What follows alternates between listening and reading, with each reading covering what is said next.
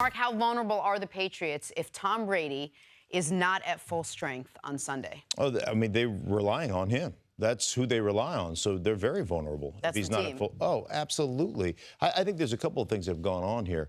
They are missing, and you see the impact that Julian Edelman being out.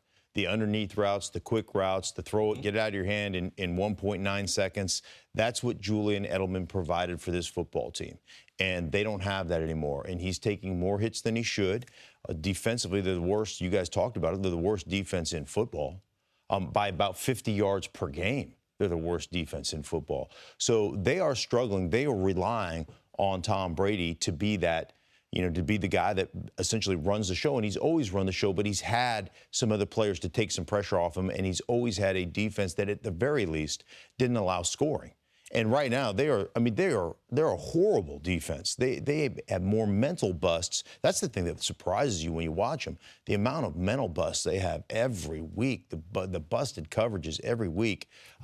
It's an issue. And I'll just go back to last year. They came out to Denver to play the Broncos in Denver. They won that game 16-3, and Brady completed less than 50% of his passes. But they essentially said, everything is going to be underneath. We're not going to allow you to get hit. And we don't believe that the Broncos offense is good enough to challenge our defense, so we're going to play that way.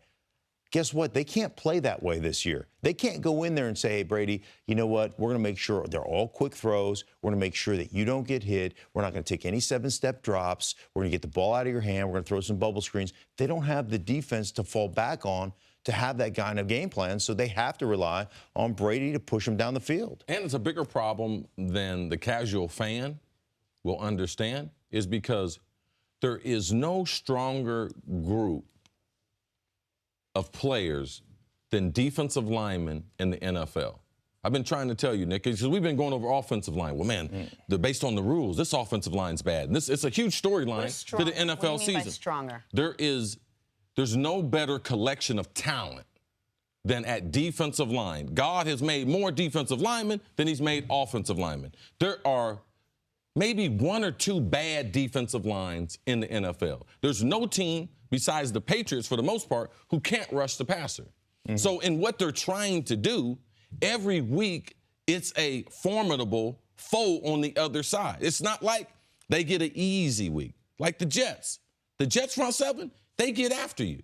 Like, this is not going to be an easy week. People think Jacksonville's defense, they get after you. Yeah. Like, there are no cream puffs in the NFL. So as we go through the season, these accumulation of hits, these defensive linemen, like, they know to beat New England, you got to get Tom Brady on the ground. And that will be a point of emphasis of every team in every game facing the Pats. The storyline you mentioned that we discussed before the season and have kind of disregarded throughout the season is the Julian Edelman part of this.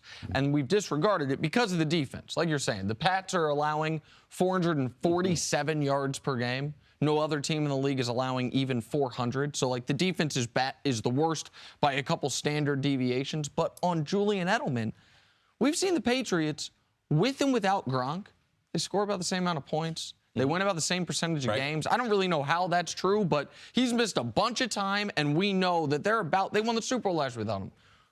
With and without Edelman, since he's become a premier player, with him, they win nearly 80% of their games. They've played 15 games without him. They're 7-8.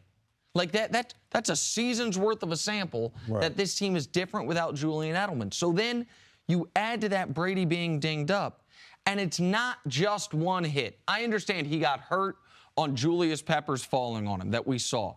That was bound to happen. Yes. When you're hit as much as he's been hit, in the last 3 games, he's been hit more than any 3-game stretch in recent memory for him. He's been sacked multiple times in 8 consecutive games dating back to the postseason last year. I can give you all the numbers. He's been sacked more times this season than he was all of last season.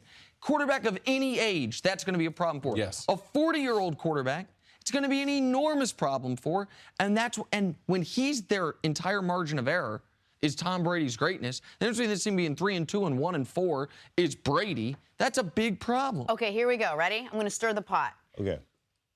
At what point And this is an obvious big push, but at what point do you get Jimmy Garoppolo up and going? Just in order to keep him healthy enough to get through the season, if you think this team could potentially go to the playoffs. Where's Jimmy going? He going for a potty break or something? I'm just saying, Like, because if this guy, if that was his throwing shoulder, now Jimmy Garoppolo is practicing this week. When Brady wakes up Sunday morning in an oxygen tent and cannot play, that's when Jimmy Garoppolo gets to play. So they're going to just run him to the ground at 40 years old. That's how it works. As many times as possible. How many Super Bowls has Tom Brady won? I fully understand. I know how many. 5. Okay, so he's earned the right to run himself But into... that's not every other team, maybe. That's not how Bill Belichick runs his teams. No, you're not. That's what you tell me all the time. No. That's what you tell I've me all never the told time. you that. No, I've never told you that about Tom Brady. Hey, no, I remember Tom Brady.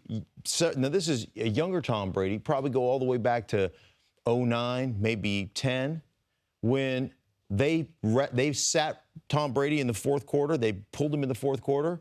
The backup quarterback came in, threw a pick. I think it might have been Hoyer. Yep. And you know what happened? Excuse me. You go sit back down. Brady, come back in the game. I'm only bringing this up because you brought this up, that maybe this is the year, if they haven't traded Jimmy Garoppolo already, Belichick sees something Jenna, in this kid. I'd love to agree with you. I'd love it to be you and me against the guys that played, and I could throw some numbers at you about why Brady needs the rest. I could explain how he was better last year because he missed those 4 games. I'd love for that to be the case. The problem is there are no blowouts for him to rest in. There is no margin of error. They're not beating teams 35-3, and he's getting hit in garbage time. And they need every win second with of it. Garoppolo. Yeah. All right, tell Jenna that. Well, then you're there's a sitting next reason to her. Garoppolo is still on the team, because someone He's there in to that be the backup. organization thinks He's that there they're to gonna- be. If you're telling me that after what you're seeing this season, you think, and I love Tom Brady, that he's got another 3 to 5 years in him. Yes, if they don't hit him. But they're already hitting in through 5 games more than they did all Tom of Brady's last fault. season. It's not a skill level. It's not as I if, understand, but he Tom doesn't couldn't control move. the offensive Tom line. couldn't move out of the way. Tom's the one said he wanted to hit. It's just football, all right? The name of the game is hit the guy who's got the ball. Tom Brady's got the football, so he's going to get hit. Thanks for watching. Subscribe here to get the latest from the show. Also, be sure to check out more of the best clips from First Things First, or go watch a few segments from our other shows on FS1.